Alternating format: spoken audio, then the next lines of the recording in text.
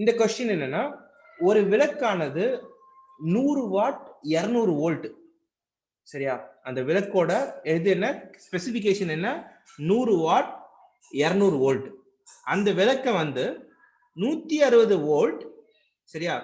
160 volt மின்னழுத்த மூலம் கொண்ட மின் வழங்கியுடன் இணைக்கப்பட்டுள்ளது. சரியா?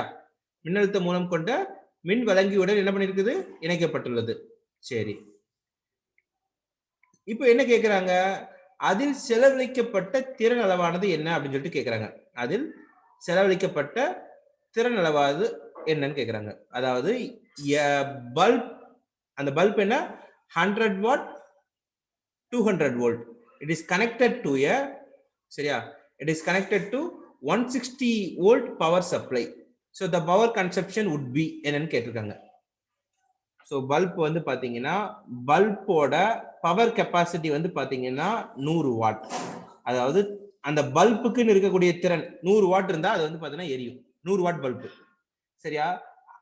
அந்த பல்போட பொட்டன்ஷியல் டிஃபரன்ஸ் என்னன்னு பாத்தீங்கன்னா 200 வோல்ட். மின்னழுத்த வேறுபாடு என்ன? 200 வோல்ட்.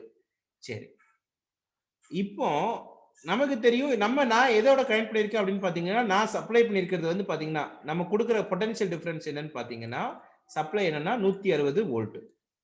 எத்தனை வோல்ட்? 160 வோல்ட். சரியா? இப்போ இந்த 160 வோல்ட் நான் கொடுக்குறேன். எனக்கு இது 100 வாட் தான், 200 வோல்ட்ல வேலை செய்யும் கொடுத்துட்டாங்க. நான் கொடுக்கறது 160 வோல்ட் கொடுக்குறேன். 160 வோல்ட் கொடுத்தா இது எவ்வளவு எனர்ஜியை கன்சியூம் பண்ணிருக்கும்? சரியா? இது எவ்வளவு பவரை கன்சியூம் பண்ணிருக்கும்? எனர்ஜி இல்ல, பவர் கன்சப்ஷன் கேக்குறாங்க. சோ பவர் கன்சப்ஷனுக்கு அடிப்படையான ஃபார்முலா என்னன்னு பாத்தீங்கன்னா V into I. என்ன formula? V into I. So எனக்கு V தெரியும், இட் இஸ் 160 வோல்ட். V தெரியும், என்ன வோல்ட்னு தெரியும்? 160 வோல்ட்னு தெரியும். ஆனா I என்னன்னு தெரியாது. அப்ப I நான் எங்க இருந்து கண்டுபிடிக்கணும் அப்படின்னு பாத்தீங்கன்னா, நான் எதுல இருந்து கண்டுபிடிக்கணும்?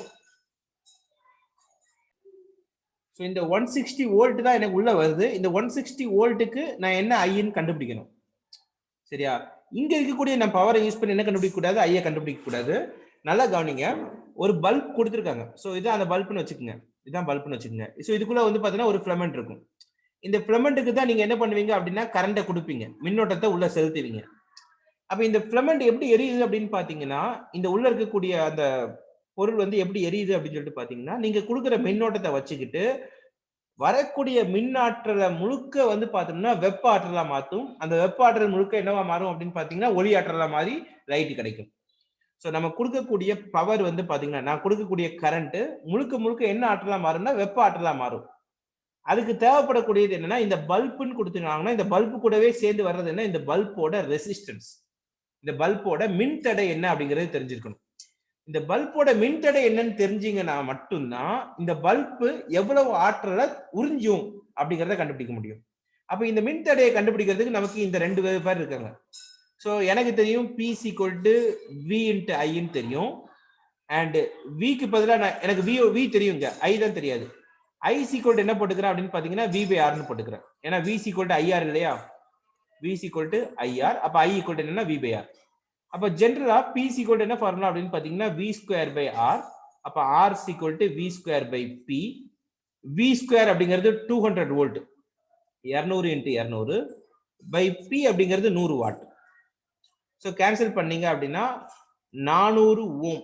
இதுதான் வந்து பாத்தீங்கன்னா இந்த பல்புக்குன்னு இருக்கக்கூடிய மின் தடை. அந்த பல்ப்ல இருக்கு பாத்தீங்கன்னா அந்த ஃபிலமெண்ட், சரியா? அந்த எரிபொருள் அந்த கற்றைன்னு சொல்லுவோம். அந்த கற்றையோட மின் தடை வந்து பாத்தீங்கன்னா 400 ஓம்.